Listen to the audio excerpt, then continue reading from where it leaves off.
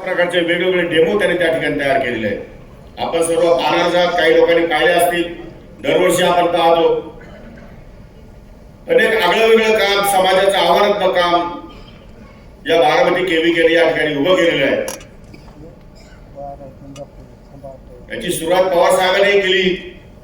नंतर आप्पासाहेब पवार, कदाचित व्यासपीठावरच्या अनेक लोकांना माहित नसेल की आप्पासाहेब पवारचा माझा खूप जवळचा संबंध होता. मी जिल्हा परिषद सदस्य असताना सिन्नरला ते 2-4 वेळा या ठिकाणी लेक्चर देण्यासाठी आले.